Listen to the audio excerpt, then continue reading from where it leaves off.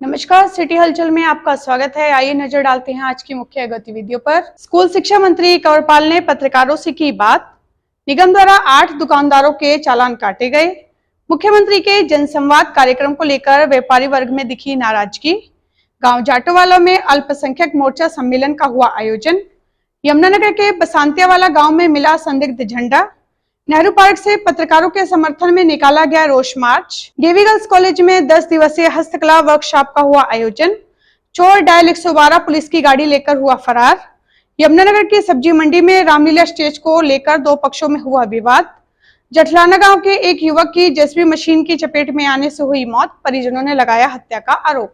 और अब विस्तार से। स्कूल शिक्षा मंत्री कंवरपाल ने पत्रकारों को जानकारी देते हुए बताया कि मुख्यमंत्री मनोहर लाल द्वारा बीपीएल कार्ड धारकों के बिजली बिल की कंडीशन को हटाया गया, जिससे प्रदेश के लोगों को राहत मिली है। स्कूल शिक्षा वन एवं पर्यटन मंत्री कंवरपाल ने कहा कि मुख्यमंत्री मनोहर लाल द्वारा बीपीएल श्रेणी में बिजली बिल की कंडीशन हटाने से प्रदेश के लोगों को बड़ी राहत मिली है। इससे गरीब परिवारों को सीधा फायदा हुआ है। वर्तमान सरकार गरीब और जरूरतमंद लोगों की भलाई व जीवन उत्थान के लिए योजनाएं लागू कर रही है। सरकार ऑनलाइन सिस्टम से पारदर्शिता के साथ साथ लोगों को योजनाओं का लाभ भी पहुंचा रही है।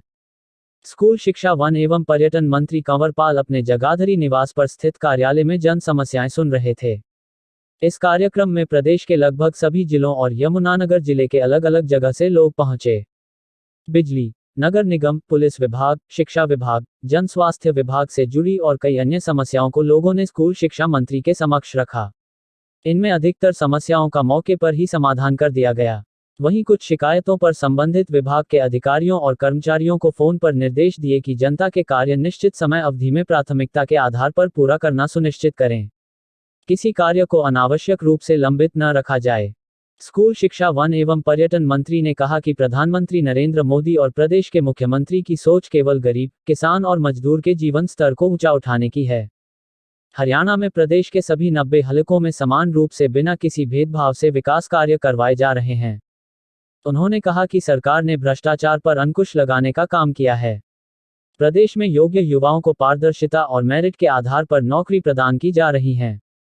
इससे मेहनत करने वाले युवाओं में नए विश्वास का संचार हुआ है। इसके अलावा तृतीय और चतुर्थ श्रेणी की नौकरियों में साक्षात्कार समाप्त करने से भी नौकरियों में पारदर्शिता आई है। इसके अलावा सरकारी नौकरी से वंचित परिवारों को 5 अतिरिक्त अंक प्रदान किए हैं, ताकि वे भी समाज की मुख्यधारा में शामिल हो सकें।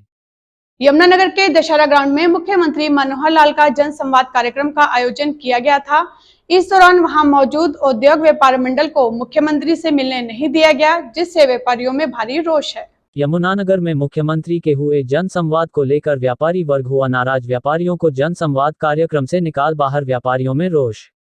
जहां एक तरफ लक्कड़ व्यापारियों को मुख्यमंत्री ने जनसंवाद कार्यक्रम के दौरान राहत दी है, तो वहीं हरियाणा उद्योग व्यापार मंडल मुख्यमंत्री के जनसंवाद पर ही सवाल उठा रहा है।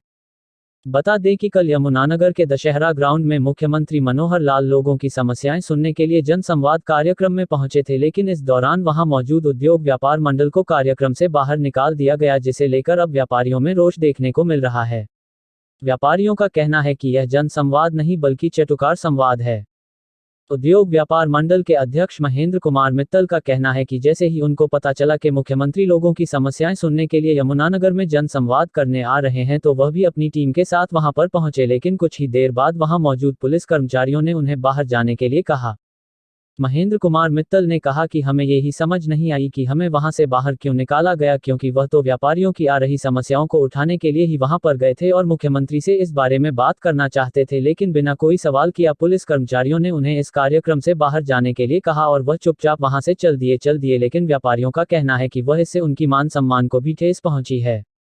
महेंद्र कुमार मित्तल ने कहा कि यह घमंडी सरकार है और आने वाले समय में व्यापारी भी इसका जवाब जरूर देंगे। जगाधरी के गांव जाटोवाला में अल्पसंख्यक मोर्चा सम्मेलन का आयोजन किया गया, जिसमें कैबिनेट मंत्री कंवरपाल गुर्जर ने मुख्य अतिथि के रूप में शिरकत की। जगाधरी विधानसभा के गांव जाटोवाला में अल्पसंख्यक मोर्चा सम्मेलन आयोजित किया गया।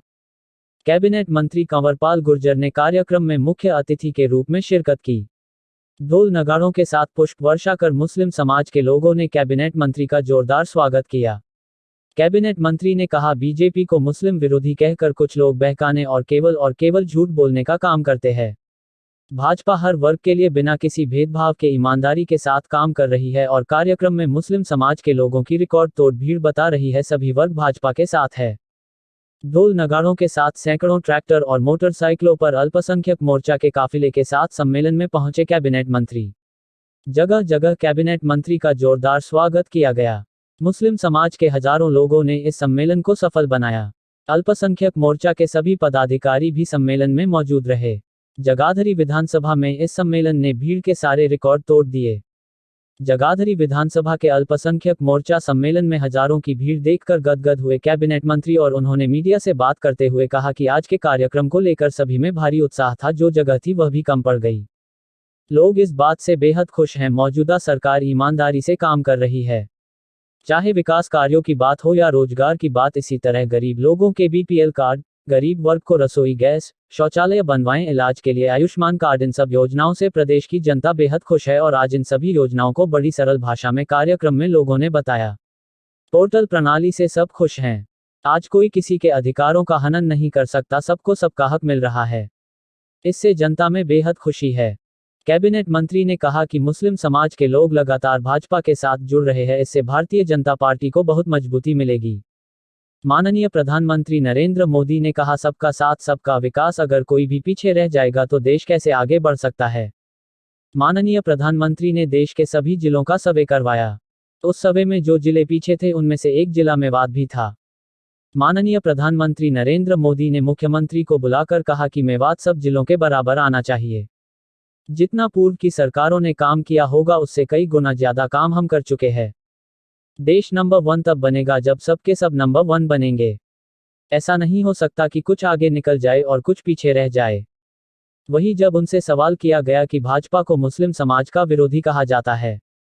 इस पर कैबिनेट मंत्री ने कहा कि भाजपा किसी भी वर्ग के विरोधी नहीं है। कुछ लोग और कुछ दल जनता को बहकाने के लिए इस प्रकार का झूठ बोलते हैं और झूठ का प्रचार करते हैं, लेकिन सच्चाई सबके सामने है। उन्होंने कहा कि उनकी जगाधरी विधानसभा में कुछ इलाके ऐसे हैं जहां पर सबसे ज्यादा मुस्लिम समुदाय के लोग रहते हैं और इन सभी इलाकों में सबसे ज्यादा विकास कार्य हुए हैं। पहले जो लोग सत्ता में थे उन्होंने इस बात की चिंता नहीं की और यह इलाका पिछड़ा हुआ था। कहीं सड़कों का निर्माण करवाया जा रहा है। विकास कार्यों की दृष्टि से आज अनेकों कार्य यहां हो चुके हैं और जो शेष रह गए हैं वह भी जल्द पूरे हो जाएंगे। सभी विकास कार्यों से यहां के लोगों को बहुत बड़ा लाभ मिलेगा। हम बिना किसी भेदभाव के हर वर्ग के साथ खड़े हैं और सभी के लिए काम कर रहे हैं और उसी के कारण आज सभी वर्गों में भारतीय जनता पार्टी के प्रति विश्वास बढ़ रहा है। जगाधरी विधानसभा में भाजपा के अल्पसंख्यक मोर्चा सम्मेलन से विपक्षी दलों में हलचल पैदा हो गई है। चुनावों से पहले इसे शक्ति प्रदर्शन के रूप में देखा जा रहा है। जगाधरी के आईटीआई सब्जी मंडी में रामलीला के स्टेज को लेकर सब्जी मंडी के प्रधान और रामलीला प्रधान की आपस में हाथापाई हो गई, जिसकी सूचना मिलते ही डायल 112 की टीम मौके पर पहुंची और मामले की जांच पड़ताल शुरू की। यमुनानगर की आईटीआई में रामलीला की स्टेज को लेकर के रामलीला प्रधान व सब्जी मंडी के प्रधान आपस में भिड़े हुई हाथापाई मौके पर पहुंची पुलिस और जांच में जुटी। यमुनानगर की आईटीआई की सब्जी मंडी के अंदर पिछले 20 साल से लगातार रामलीला होती आ रही है। आज भी जब मिलकर स्टेज लगाया जा रहा था तो इसको लेकर के मंडी प्रधान ने उन्हें अपने स्टेज की चौड़ाई को थोड़ा काम करने की बात कही। उन्होंने कहा कि सड़क के बीच में अपने स्टेज को लगा ले ताकि इसे रेडी चालकों को भी अपनी सब्जी बेचने में परेशानी ना हो और रामलीला वालों को भी किसी तरह की परेशानी ना हो, मगर इसमें दोनों के बीच बहस हो गई और बहस में हाथापाई भी हो गई। सूचना पाकर के आसपास के लोग भी कृतृत हो गए और इसकी सूचना पुलिस को भी मिली। पुलिस की डायल 112 की टीम ने मौके पर पहुंच करके दोनों पक्षों को समझने का काम किया और दोनों को थाने में आकर संबंधित थाने में ले गए ताकि दोनों को बिठा करके कोई बीच का रास्ता निकाला जा सके।